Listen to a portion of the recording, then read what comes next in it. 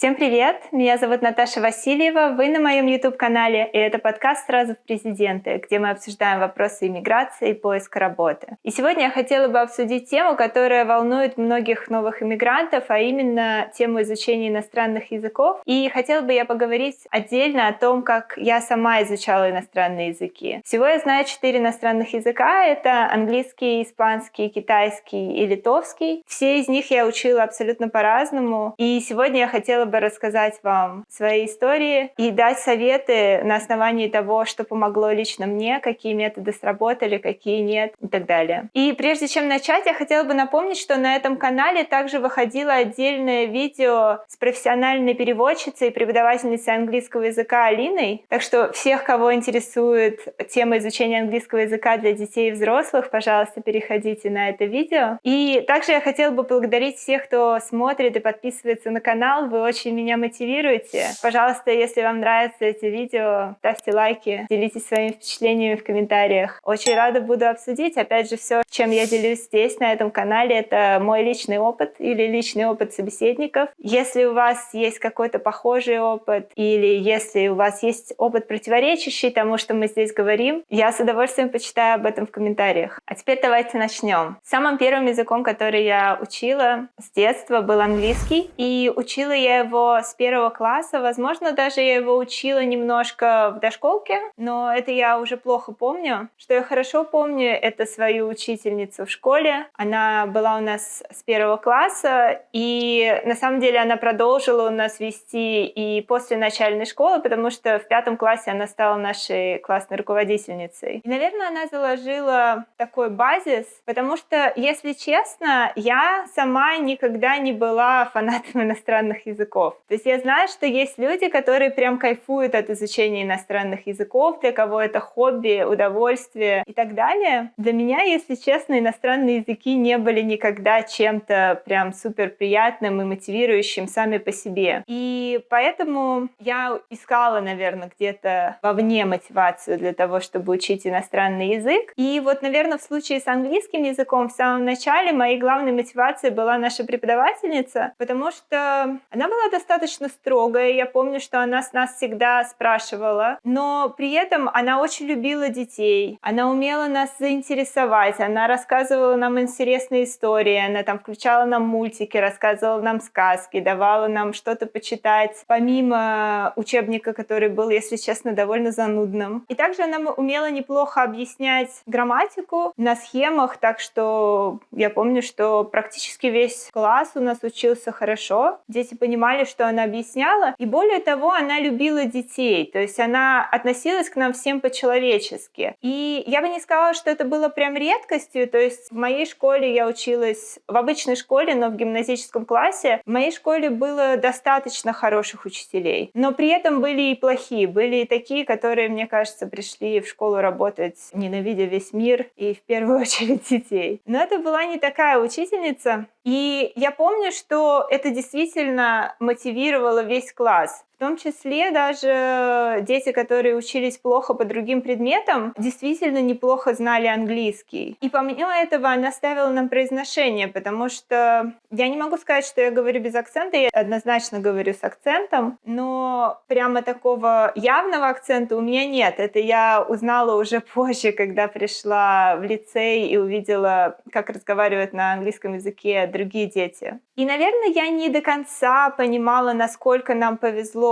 с учительницей английского, с самой первой, пока она не сломала ногу и не попала на больничный на очень продолжительный срок. По моим внутренним ощущениям, мне кажется, это было 1.5 года, сколько она болела. Но, возможно, это было меньше. Возможно, мое детское восприятие немножко увеличило этот срок, но это действительно было несколько триместров точно. И у нас начала заменять английский язык другая учительница, которая в тот момент вела другую группу. И вот тогда, наверное, я поняла, что значит хороший учитель, что значит плохой учитель. Та учительница, во-первых, она намного хуже объясняла, намного менее понятно, намного с меньшей вовлеченностью и с намного меньшим искренним желанием подобрать нужные слова, чтобы весь класс это понял. Более того, мне кажется, большую половину урока она просто орала на тех, кто что-то не понимал или разговаривал на уроке и так далее. И я прям почувствовала, как в тот момент моя мотивация резко упала к изучению английского языка. Я помню, что в тот момент мы сидели с моей подружкой, и единственное, чем мы занимались на уроках английского, это рисовали комиксы про эту нашу новую учительницу, которую мы звали «Белая крыса», и придумывали всякие забавные истории про нее. Так мы проводили свои уроки английского языка, причем я помню, что поначалу это срабатывало, мы очень неплохо учились, потому что у нас уже был уровень английского языка выше, чем уровень у другой группы, которые нас присоединили, и я как-то в тот момент почувствовала какую-то абсолютную безнаказанность. Я почувствовала, что я могу выезжать на своем уже существующем уровне, и поэтому мне, в принципе, уже не нужно учиться. И я потеряла мотивацию. И, наверное, вот из этого я понимаю, что действительно в детском возрасте очень важен учитель. То есть, если у ребенка нет вот такой внутренней вовлеченности, если ребенок не испытывает прям кайфа от изучения английского языка, а я не понимаю на самом деле, с чего ребенок должен его испытывать, если, допустим, ему его не прививают. То есть мне кажется, что все равно в большем количестве случаев вот эта вот изначальная детская мотивация, она приходит извне, она приходит из того, что ребенку нравится учитель, ребенку нравится то, что вы делаете на занятиях, ребенок чувствует, что его, допустим, хвалят за его заслуги, и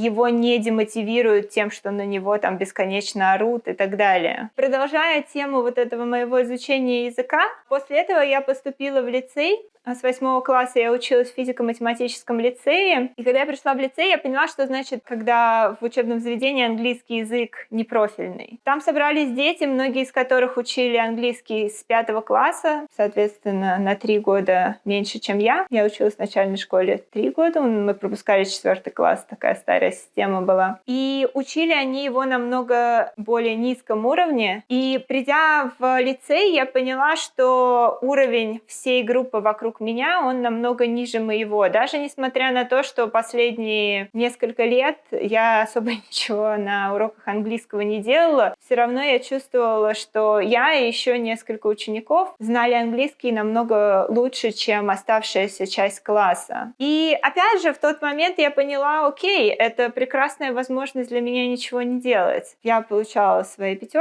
и особо не напрягалась, и мне это очень нравилось. И только придя в институт, а в институте, как я говорила, мы учились в техническом вузе, в МИФИ, но на факультете международных отношений у нас было 2 обязательных языка, один из которых был английский. Английский был вступительным, то есть должен был быть неплохой уровень изначально для поступления в институт. И был второй обязательный язык, об этом я расскажу чуть позже. И я помню, что первый раз меня стукнуло, это когда я поступала в институт, и я сдавала английский язык, он был обязательный для поступления, и сдала я его на 4, а не на 5. И это привело к тому, что я сначала не поступила на бюджет, мне пришлось первые несколько семестров учиться на платном и переводиться на бюджет. И это было на самом деле очень большое для меня потрясение и разочарование, потому что я после лицея была уверена, что я знаю английский очень хорошо, и готовиться мне не нужно, ничего мне делать не нужно, и тут я сдаю этот экзамен на 4, абсолютно неожиданно для себя.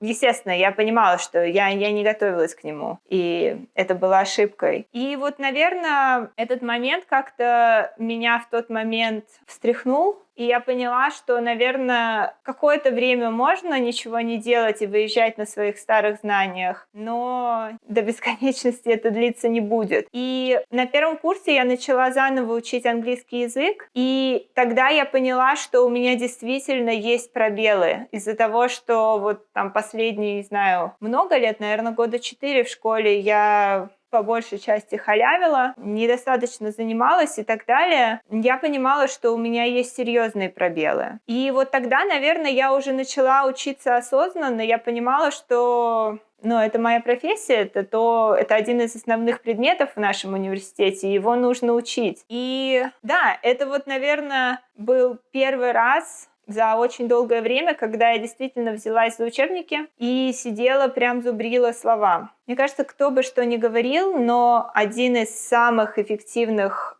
методов изучения иностранного языка — это списки частотных слов с переводом И вы просто пишете с одной стороны там слово на английском, с другой стороны слово на родном языке, закрываете перевод сначала, читаете слова на английском, пытаетесь вспомнить перевод, не вспоминаете, открываете, делаете так заново. И вот так вот проходите всю страницу, пока, допустим, вы не сможете без ошибок перевести эти слова. Потом наоборот, там закрываете английский, читаете перевод на родной язык, пытаетесь вспомнить, проверяете, не вспомнили, окей, идете к следующим словам, и вот опять же, пока вы так всю страницу правильно не ответите. И мне кажется, без этого никуда, потому что вокабуляр — это самое, на мой взгляд, важное в языке. Грамматика, конечно, тоже важная вещь, чтобы вы могли, в принципе, строить предложения, но мне кажется, что грамматики на самом деле для общения достаточно базовые. Понятно, что, да, там, если вы хотите красиво общаться, тогда нужно изучать грамматику более углубленно. Но если вы просто хотите разговаривать, самое главное, что вам нужно знать, это слова. Даже если вы не можете их грамматически правильно формировать, вы можете просто набором слов сказать предложение, и вас поймут. На начальном уровне этого может быть достаточно. Но слова — это действительно то, что нужно зубрить.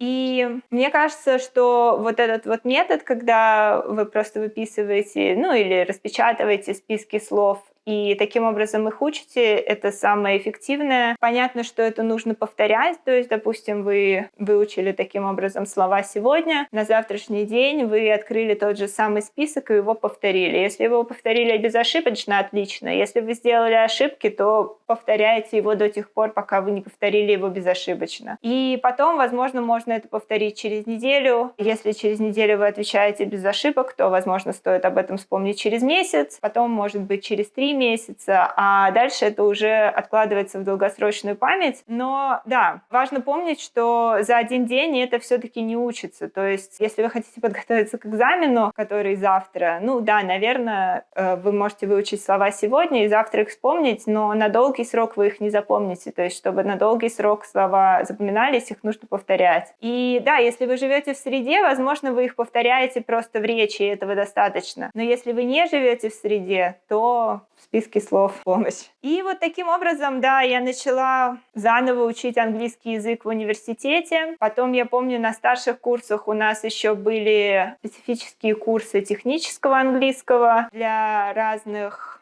сфер. Допустим, мы проходили ядерную физику, и мы проходили похожие очень концепты на английском. У нас был технический английский, да, связанный с технологиями. Также у нас был, я помню, дипломатический английский, юридический английский и так далее. И вот это вот уже точно те же самые списки слов. То есть, если вы, допустим, приходите в новую профессию, где вам нужно работать на языке, то да, я, опять же, не вижу другого метода, кроме как писать списки слов и их зазубривать. Частотных технических слов, которые используются в вашей конкретной профессии. Я говорю, я это делала в институте, и потом, когда я пришла первый раз работать в хедж-фонды с металлами и сырьевыми ресурсами, опять же, это была абсолютно новая для меня лексика, даже на родном языке. И поэтому я сидела вот с этими списками частотных слов на английском и китайском, потому что я в том числе работала с китайскими рынками и читала новости на китайском. Наверное, чтобы я еще могла дополнить про английский, это то, что мне кажется, что мой уровень сильно повысился, когда я поехала учиться в Китай, как это ни странно, но я попала на международный кампус, где мы общались с огромным количеством иностранцев из разных стран, и в связи с тем, что уровень китайского все-таки был не продвинутый, а скорее средний у большей части студентов, и в том числе у меня самой, нам удобнее было общаться друг с другом по-английски, и вот тогда я начала практически каждый день общаться с разными людьми по-английски, я прям стала чувствовать, что с каждым днем все свободнее становится речь. То есть я и до этого общалась, то есть у меня не было, наверное, такого языкового барьера, я могла начать диалог. Но я понимала, что у меня нет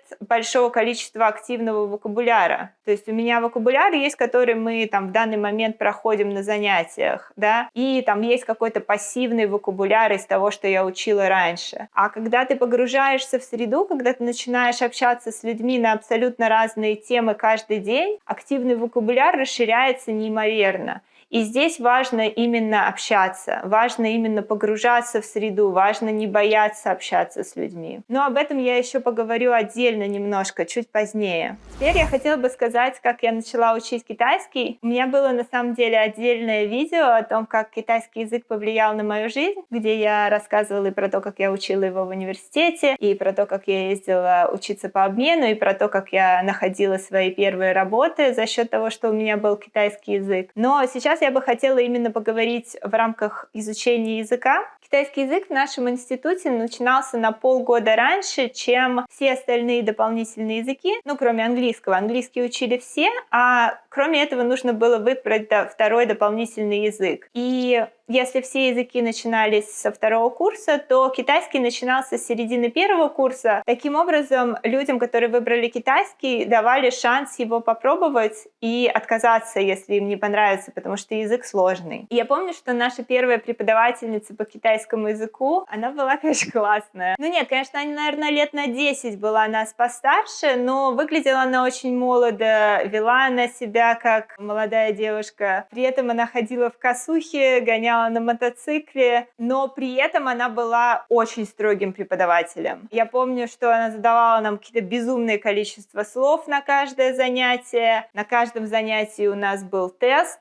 Особенно поначалу у половины нашей группы средний балл был 2, я помню. И да, плохие оценки она ставить не стеснялась. И на каждом занятии я помню, что она повторяла нам, что мы должны 10 раз подумать, нужен ли нам вообще китайский язык. Потому что она говорила, что да, это минимум в 2 раза больше времени, чем изучение любого другого европейского языка, которые нам предлагались, а нам предлагались на выбор еще испанский, французский и немецкий. Вот она говорила, что вы должны помнить, что изучение китайского у вас будет занимать как минимум в 2 раза больше времени, чем любой другой язык. Это огромный коммитмент на последующие 4 года. Если вы не справляетесь сейчас, если вы думаете, что вам тяжело, и если у вас нету безумной мотивации превозмогать это, возможно, вам это не нужно. И я помню, что, если честно, меня эти слова в тот момент как-то дополнительно мотивировали. Если, когда я шла на китайский язык, я еще думала, нужен он мне или нет, то здесь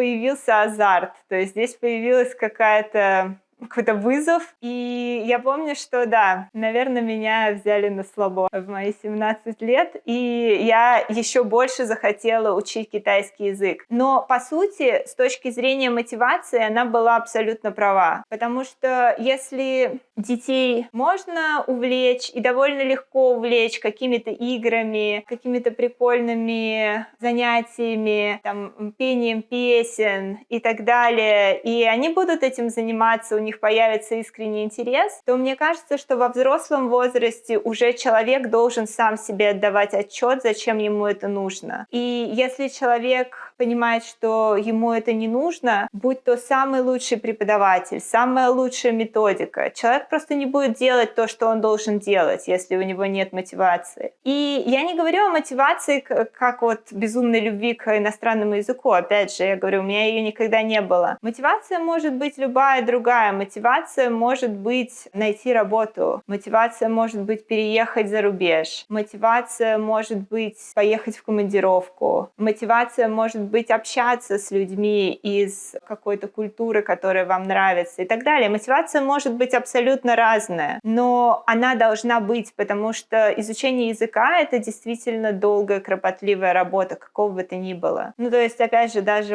это занятие сидения и зубрения слов, оно не самое веселое, но это то, что нужно делать. И с тех пор я, наверное, очень сильно верю в тот факт, что чтобы выучить язык, вам нужно сначала определить цель, понять, зачем вам это нужно. Потому что я вижу столько людей, которые учат английский, допустим, язык с самого 1 класса школы, они учили его всю школу, потом они ходят на какие-то дополнительные курсы, занимаются с преподавателем, поддерживают какой-то уровень языка всю свою жизнь, но просто из-за того, что они не до конца понимают, зачем им конкретно это нужно, просто потому что это, возможно, модно, или потому что многие люди говорят о том, что когда ты знаешь иностранный язык, у тебя больше возможностей возможности. Они продолжают этим заниматься, но из-за того, что у них нету конкретной цели, где они будут этот язык применять, они его и не применяют. Я уверена, что у подавляющего большинства людей в такой ситуации, когда они не знают и не ставят себе конкретную цель, быстро теряется мотивация, они начинают все меньше и меньше чего-то делать, начинают заниматься языком исключительно для галочки, как формальность. И да, к сожалению, это редко приводит к каким-то серьезным успехам. И продолжая тему о китайском языке,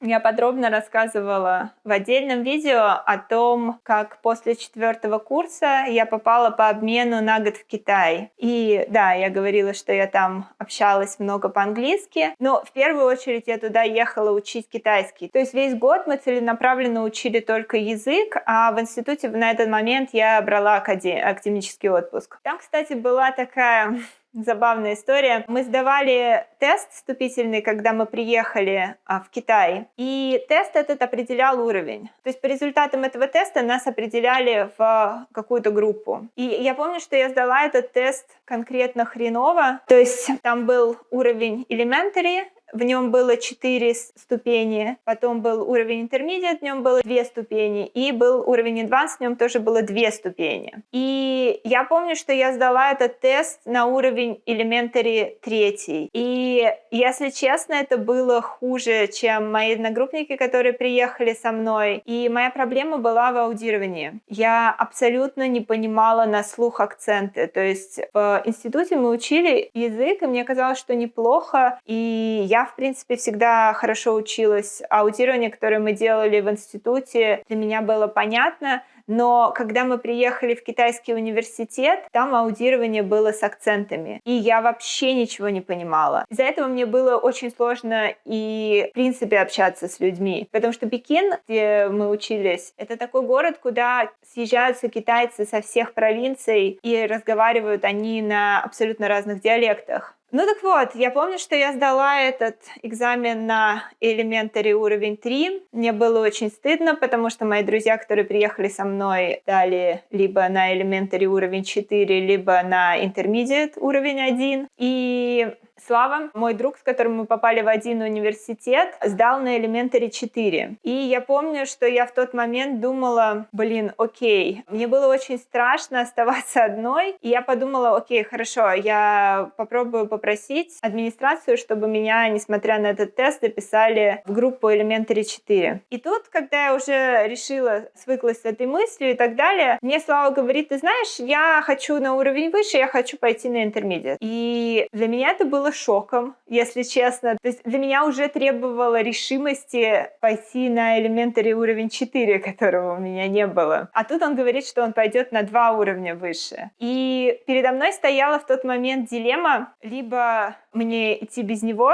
И, во-первых, мне было стыдно это делать, потому что это значит признать, что у меня намного ниже уровень. Плюс мне было страшно без него. Либо идти туда, где изначально мне будет супер тяжело. И я решила для себя тогда пойти вместе со Славой.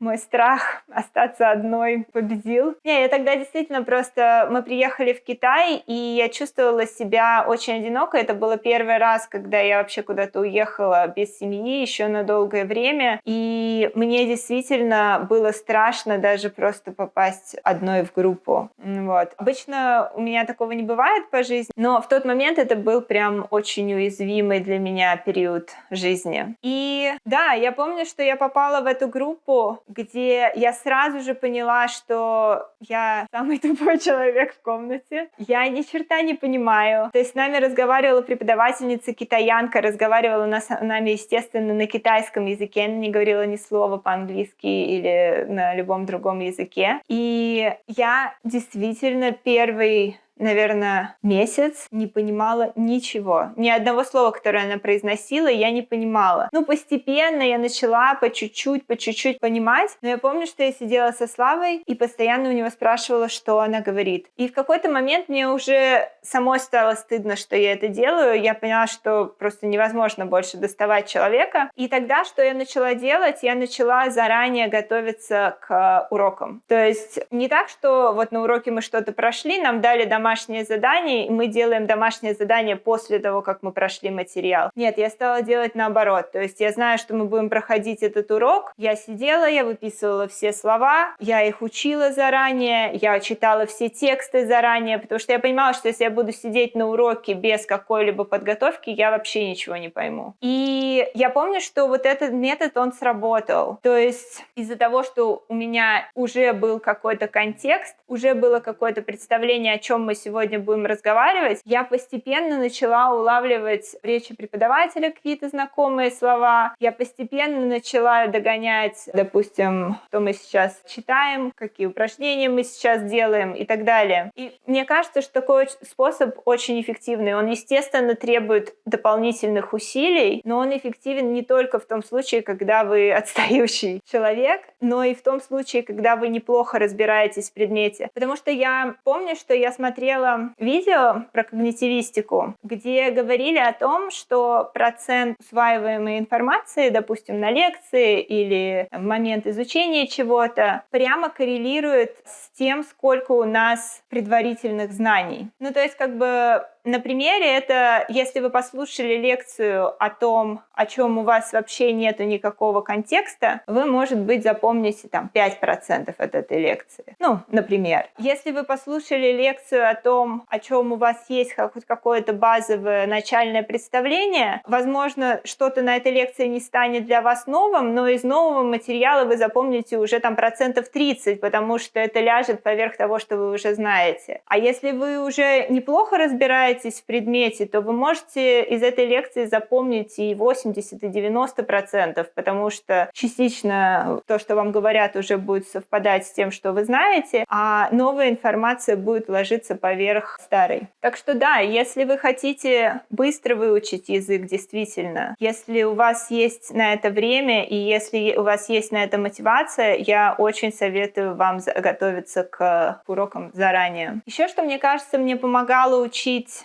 язык в Китае — это эмоции. Опять же, из лекции о психологии я часто слышу, что эволюционно мы запоминаем лучше и ярче события, которые связаны с какими-то эмоциональными моментами, будь то хорошие эмоции, как радость, интерес, или плохие эмоции, будь то страх, гнев, все что угодно. И я точно вижу на своем примере, как это помогает запоминать слова. То есть я помню, что в Китае у меня было очень много моментов, связанных со страхом, с растерянностью, с раздражением в том числе. Ну, например, я приходила в магазин, и мне нужно было купить какую-то абсолютно базовую вещь. Я не знаю, продукт, к которому я привыкла, и я уверена, что он есть в этом магазине. И я хожу по магазину, и я не могу его найти. Я вижу везде вывески на иероглифах, которые я абсолютно не понимаю, и я чувствую ужасное раздражение, что я не могу найти самую базовую вещь. Ну и в тот момент я доставала китайский словарь, искала слово, которое мне нужно, находила иероглифы, показывала сотруднику, и он отводил меня, допустим, к полкам, где этот товар представлен. И вот такие моменты запоминались. То есть я запоминала вот это вот состояние раздражения, когда я не могу найти базовую вещь. Но, кстати, в эмиграции такого много, знаете, когда что-то, что очень легко на родине, становится безумно сложно в эмиграции. И да, эти фрустрации периодически приходится выдерживать, но я говорю, при этом неплохо запоминаются иностранные слова. Либо страх. Я помню, что я довольно много раз заблуждалась в Китае, постоянно терялась, заходила куда-то не туда. И я помню, что я очень быстро выучила все слова, связанные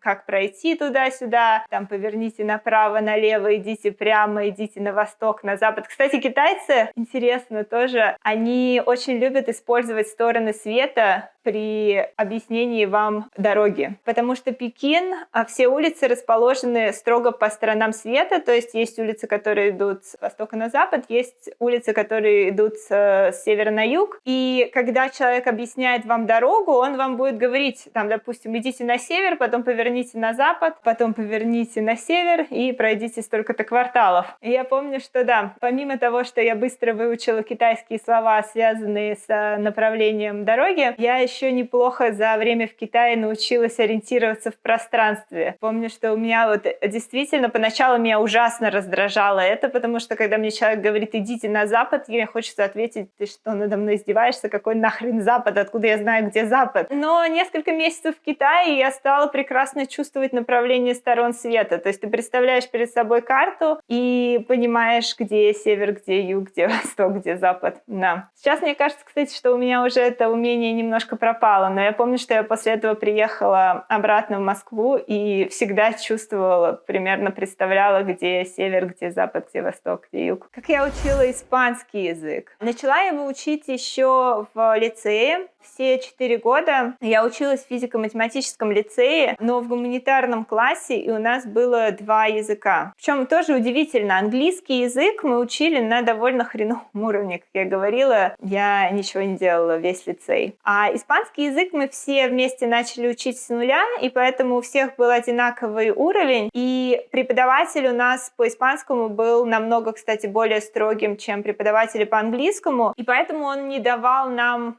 так уж сильно расслабиться. Я помню, что первый год лицея я прям усердно училась, а потом у меня начался такой буйный подростковый возраст, я загуляла, там начала забивать на занятия, там тусоваться с друзьями вечером вместо того, чтобы учить уроки и так далее. Но я помню, что испанский учить приходилось, потому что иначе ты просто получаешь 2 в четверти и вылетаешь из лицея, если ты получаешь 2 в году. Поэтому, несмотря на все мои загулы, испанский все-таки приходилось учить, и заканчивая лицей, я все-таки знала на каком-то уровне испанский. Ну, наверное, на pre-intermediate уровне приблизительно. И, кстати, что я могу сказать про изучение испанского. Опять же, мы учили вот эти вот огромные списки слов. Особенно первый год, там все слова незнакомые. И я помню, в классе, наверное, в 8 был такой забавный случай. У нас была отличница в классе, очень такая прилежная девочка, и она сидела на большой перемене, на обеденном перерыве, учила испанские слова. И мы сидим с подружкой сзади нее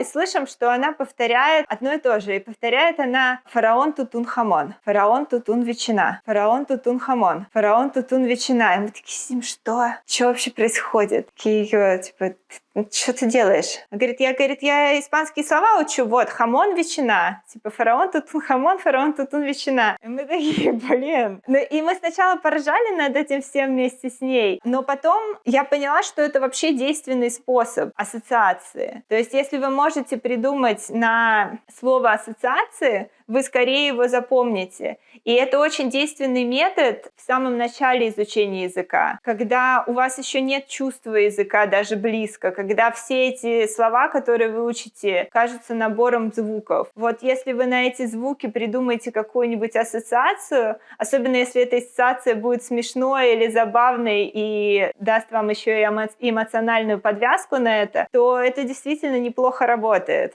А после того, как я закончила лицей, я как раз пришла в институт, я говорила, что вторым языком я учила там китайский, но я решила сдавать испанский дополнительно экстерном, потому что в институте ребята начинали учить испанский с нуля. Мне не хотелось его учить с нуля, я понимала, что я его уже и так неплохо знаю, по крайней мере, первые несколько курсов я могла спокойно его сдать уже с тем уровнем, который у меня был. И я подумала, что я буду сдавать его экстерном. Более того, я понимала, что я могу от него всегда отказаться. То есть английского и китайского мне вполне бы хватило, чтобы получить свой диплом. И да, поэтому я записалась на испанский язык. На занятия я не ходила, я только приходила на экзамены. И первые мои экзамены были максимально легкими, мне кажется, я к ним вообще не готовилась. Но в то же время я чувствовала, что, наверное, язык мне нужно будет поддерживать, потому что тоже, да, такой момент, языки забываются. То есть даже если вы хорошо знали язык, но его не практикуете, он забывается. Ну вот, допустим, с английским я это прекрасно поняла, когда пришла в университет. И поэтому я решила, что окей, я не буду совсем забивать на испанский. Я пошла в институт Сервантеса учить дополнительно испанский. Институт Сервантеса — это известный институт, который предоставляет курсы испанского языка,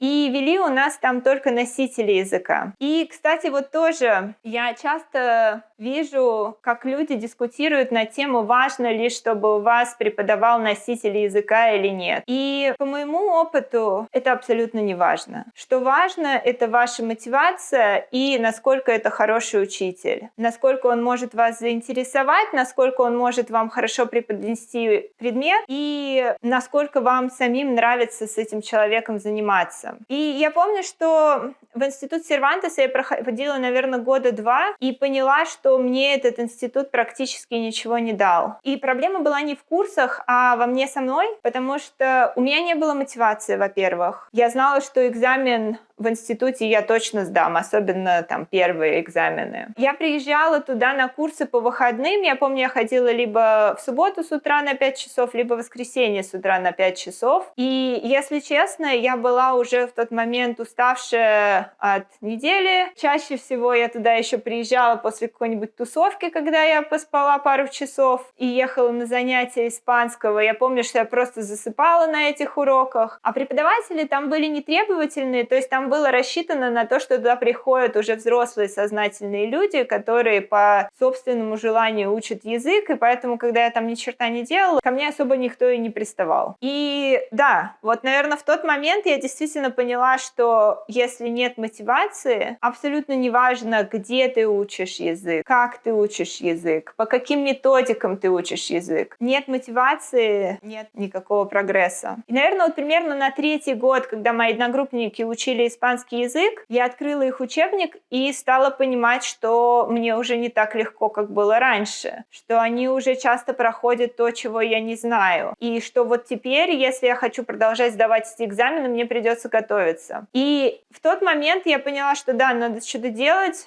продолжать ходить в институт Сервантеса я не хотела, потому что я понимала, что это просто трясина, в том плане, что я уже создала себе вот этот вот паттерн поведения, когда я прихожу в институт Сервантеса и ни черта там не делаю, я поняла, что я себя просто не заставлю там что-то делать. И мне нужно менять сеттинг. Мне нужно заниматься в другом помещении с другими людьми, по другим методикам, и мне нужно, чтобы мой преподаватель был более строгим, чтобы я чувствовала ответственность там делать, допустим, домашние задания. И вот тогда я помню, что я нашла сама себе преподавательницу. Эта преподавательница была русскоязычная, но она свободно разговаривала на испанском. Она работала переводчицей для туристических групп, а вот как раз зимой у нее было меньше туристов, поэтому она работала еще дополнительно преподавателем. И я помню, с ней просто случилось какое-то чудо, потому что я боялась, что мне нужно будет бросать в институте испанский, я боялась, что я себя просто не заставлю, не смотивирую его учить, но она настолько умудрилась меня заинтересовать, то есть она каждый раз приходила и рассказывала мне какие-то байки из своей переводческой жизни. То есть я задавала ей вопросы по языку, там, по грамматике, по лексике, и она мне отвечала на них и тут же приводила какую-то историю с этим связанную. И, во-первых, мне запоминались эти истории, мне становилось интересно. Я помню, что у меня еще в тот момент я даже задумывалась, хочу ли я, может быть, сама работать переводчиком вообще первый раз в жизни. Хотя я точно понимаю, что нет, не хочу. Но настолько она меня увлекала своими вот этими рассказами, что у меня просто из ниоткуда появилась мотивация учить испанский язык. И в то же время она была требовательная. То есть я помню, что она каждый раз проверяла у меня домашние задания, каждый раз мы разбирали вопросы и прочее. То есть я чувствовала свою ответственность подготовиться к этому уроку. И вот тоже, да, как бы учитель-носитель или учитель-не-носитель языка. Честно, мне кажется, абсолютно неважно. Может быть, это важно, если вы уже на очень высоком уровне языка отрабатываете, там, допустим, произношение, вы хотите говорить с конкретным акцентом. Тогда, да, конечно, вам нужен носитель языка, говорящий с этим акцентом. Хотя я видела, опять же, я видела даже тренеров по акценту, которые не являются носителями языка. Это просто люди с хорошим музыкальным слухом, которые при этом еще могут пародировать разные акценты и могут объяснять другим людям, как их воспроизводить.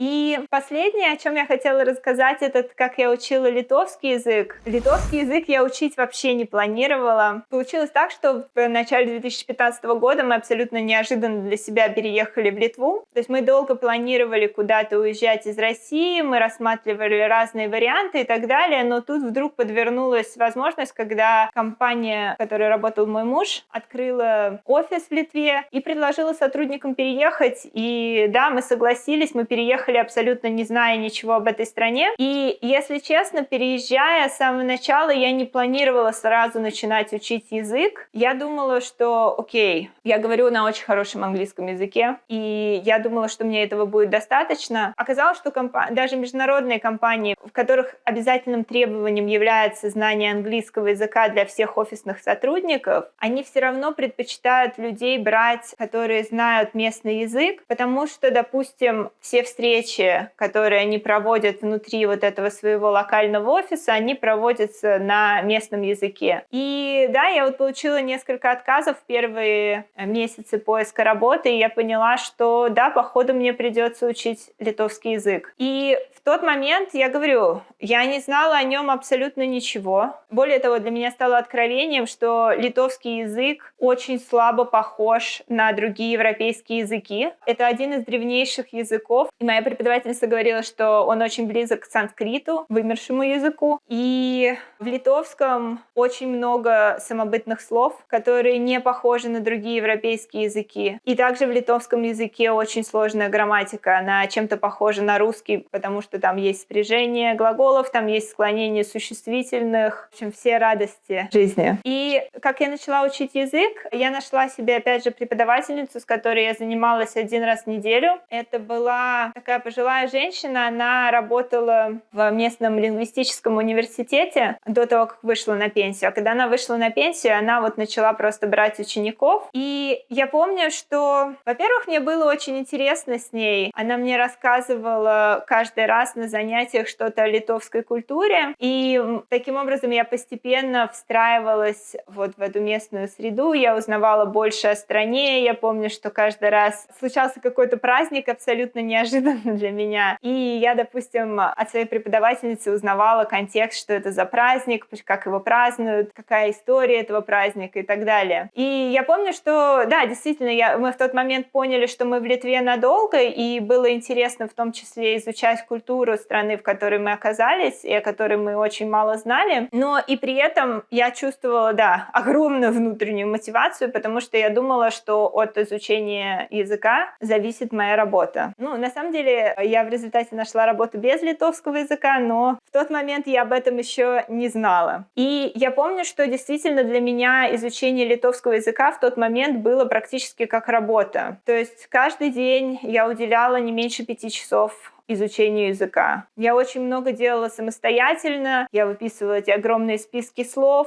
зазубривала их, я читала огромное количество текстов, у меня были какие-то аудирования, которые я слушала и делала задания, были какие-то грамматические задания, которые я делала сама. Очень многие задания я делала сама и проверяла их сама, а вот на вот это одно занятие, которое у меня было, я приходила, во-первых, со списком вопросов, которые мне нужно было прояснить. Я даже помню, что я в основном грамматику разбирала сама и приходила уже с конкретными вопросами, если я что-то не понимала. Ну и плюс мы разговаривали очень много с моей преподавательницей, то есть большую часть занятия мы уделяли тому, что я говорила на какие-то темы. Я рассказывала про тексты, которые я прочитала, или я рассказывала про себя, про какие-то бытовые вещи и так далее. То есть вот время вот этот 1 час в неделю мы использовали по максимуму, потому что я приходила подготовленная. Но да, действительно, отсутствие работы и понимание, что работу никак не найдешь, не зная языка, это, наверное, самый сильный мотиватор. Ну и плюс, что еще я делала в Литве, это я старалась общаться, где бы только ни было. Причем возможностей для общения у меня было не так много. Я продолжала все еще работать удаленно на свою московскую компанию, но совсем чуть-чуть, я помню, меня это занимало буквально пару часов в день. Я сидела, учила литовский большую часть часть времени. И друзей у меня местных как таковых не было. Мы общались в основном вот как раз с коллегами моего мужа, которые переехали вместе с ним. И поначалу это были только русские коллеги, которые согласились эмигрировать. Потом они наняли еще парочку литовцев. Но с литовцами они разговаривали по-английски, потому что никто из них литовский не знал. Я помню, что каждый раз, когда мы с ними встречались, мы либо разговаривали по-русски, если там были одни русские, либо мы разговаривали по-английски, если там были литовцы. И то есть возможности как таковой разговаривать на литовском у меня не было. Более того, с литовцами я помню, что они мне предлагали поговорить с ними по-литовски, и буквально парой фраз я с ними перекидывалась, но, если честно, мне каждый раз было очень неудобно, потому что я понимала, что мне нужно сильно думать, чтобы сформулировать. У меня очень ограниченный запас тем, на которые я могу разговаривать и так далее. Но я помню, что люди были прям очень открыты к этому. Я знаю, что многие люди вот точно так же стесняются разговаривать с носителями языка на их родном языке, потому что думают, что у них недостаточный уровень и так далее. Но я могу вам сказать, что там английский, понятно, ни для кого не будет удивлением, допустим, для американца не будет удивлением, что вы разговариваете по-английски. Но для человека из маленькой страны будет удивлением, что вы разговариваете на их собственном языке. Более того, они очень часто испытывают от этого радость, потому что они знают, что их язык мало кто учит. И для них это удивительно, когда иностранец учит их язык. Точно так же, кстати, китайцы умилялись, я помню, когда слышали, что мы разговариваем на их языке. Точнее, многие люди поначалу даже пугались, потому что они не ожидают, что иностранец подойдет к ним и заговорит с ними на их языке. Они скорее ожидали, что с ними заговорят по-английски, и люди, которые не знали английского, они сразу напрягались и думали, что вот сейчас их поставят в неловкое положение. Вот, но потом, когда они слышали, что мы говорим на китайском, у них прям такой восторг на лицах был, и это каждый раз очень умилительно, на мой взгляд, видеть. Вот, но как я пыталась погрузить себя в среду, это...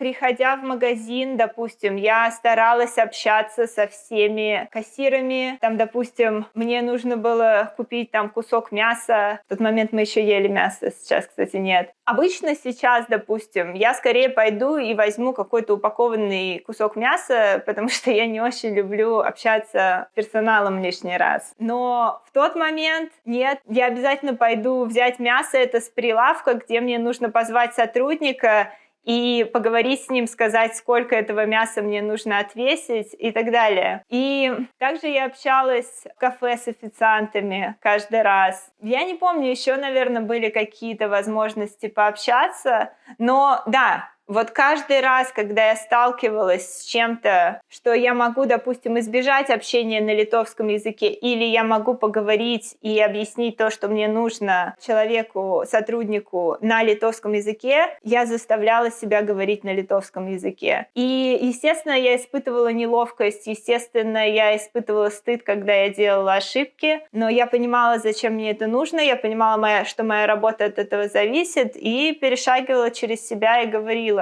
И мне кажется, что это действительно очень важно, потому что даже здесь, в Америке, я вижу людей, которые приезжают и как-то застревают в своих собственных национальных комьюнити. То есть они селятся там, где большинство людей говорят на их языке. Они понимают, что и магазины местные, и какие-то мелкие бизнесы там тоже держат в основном люди, говорящие на их языке. И они не чувствуют вот такой нужды в бытовом плане говорить на английском языке. И поэтому они долго не начинают на нем говорить. И вот мне кажется, в таком случае, если вы понимаете, что язык вам нужен, нужно переступать через себя и прямо заставлять себя идти туда, где люди не говорят на вашем языке. Вырывать себя вот из этого маленького комьюнити и начинать общаться с другими людьми. А если у вас появится друг, который говорит на другом языке, на языке, который вы учите, это прям отдельный бонус. На этом я закончу сегодня свои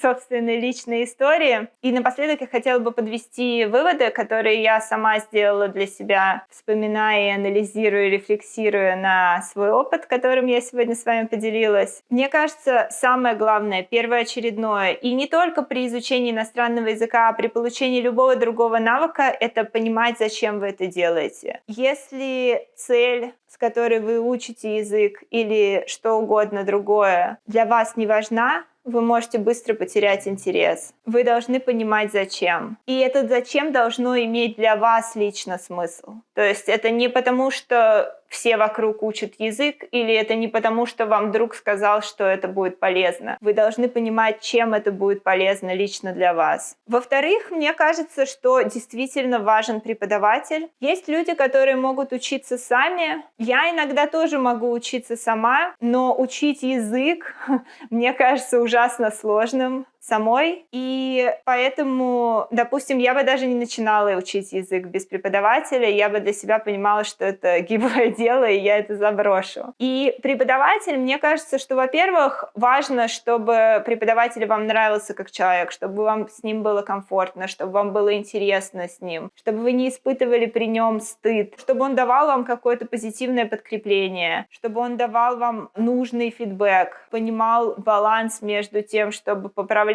вас, чтобы вы не делали ошибок, но и в то же время не демотивировать вас тем, что к вам постоянно кто-то придирается. Ну и при этом мне кажется, что преподаватель должен иметь авторитет. То есть вы должны чувствовать ответственность за выполнение заданий и так далее, потому что, опять же, если вы чувствуете, что вы можете халявить, очень большой соблазн начать это делать. Вопрос, важно ли преподаватель носитель языка или нет, мое личное ощущение, что абсолютно неважно. Понятно, что преподаватель должен иметь уровень языка выше, чем у вас. То есть он должен быть способен вас чему-то научить. Но мне кажется, что это единственное, что важно. Как учить слова? Честно, я не знаю лучшего способа, чем просто выписывание их и запоминание, повторение. Сначала вы вспоминаете перевод слов, потом вы смотрите на перевод и вспоминаете сами слова. И важна регулярность. То есть, если вы один раз выучили таким образом слова, даже вы все слова повторили 100% точностью, это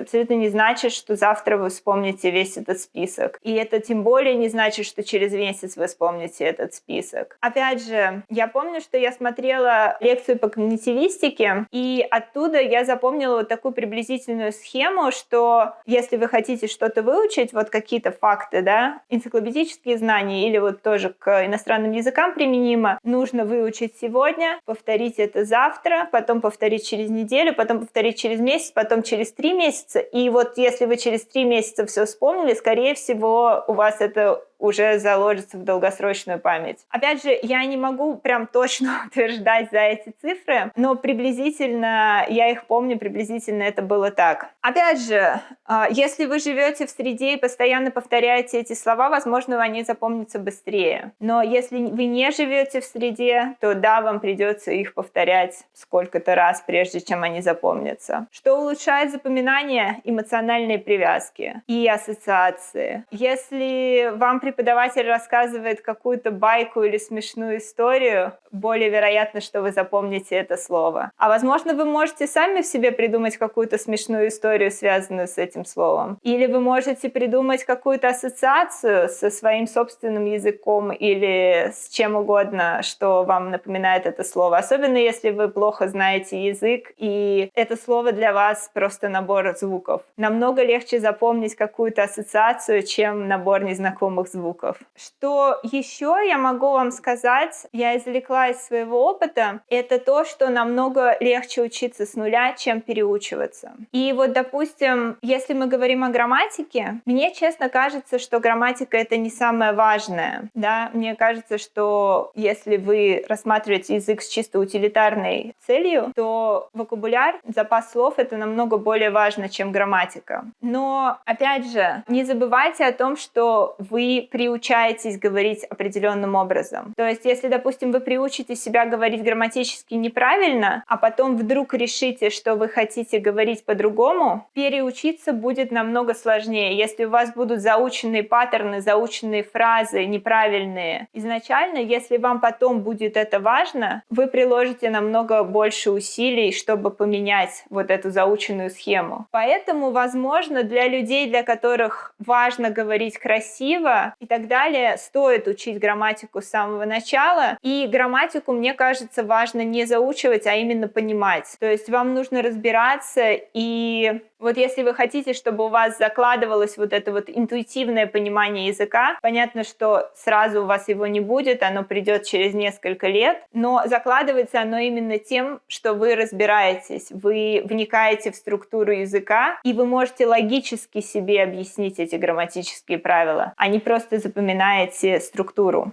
Но, с другой стороны, важно, чтобы вас это не останавливало. Важно, чтобы вы начинали говорить как можно раньше, особенно если вы живете в среде, независимо, знаете ли вы, как сказать это грамматически или нет. Возможно, хорошая идея в этом случае использовать как можно более простые, как можно более короткие предложения. То есть одну и ту же мысль часто можно донести абсолютно разными словами, с абсолютно разными грамматическими конструкциями. И никто не будет обижен, если вы скажете это очень просто, особенно если человек видит, что вы начинающий, вы не так долго учите язык. И, как я уже сказала, важно как можно раньше погружать себя в среду и начинать говорить. Если вы живете в среде, не стесняйтесь, выходите и говорите. Точнее, да, сложно сказать, не стесняйтесь. Стесняйтесь, но говорите. Старайтесь перешагивать через это. И я понимаю, что поначалу будет кринжово, поначалу будет сложно, но в какой-то момент этот барьер пропадет, и вам станет пофиг. Это действительно случается с кем-то раньше, с кем-то позже, но со всеми это случается. Человек начинает чувствовать уверенность и больше не чувствует этот стыд, прежде чем начать разговаривать. Если вы не живете в стране, если вы не живете в среде, где говорят на этом языке, есть тоже способы, чтобы погружать себя в среду. Начиная от фильмов и книг, заканчивая общением в языковых клубах, общением на занятиях, волонтерством. Я знаю, что, допустим, есть волонтерские программы, где люди встречают иностранцев, и там не требуется высокий уровень языка, там требуется хотя бы базовый уровень языка, потому что этим людям не платят деньги, они не профессиональные переводчики, но они таким образом могут практиковать свой собственный язык. И не забывайте, что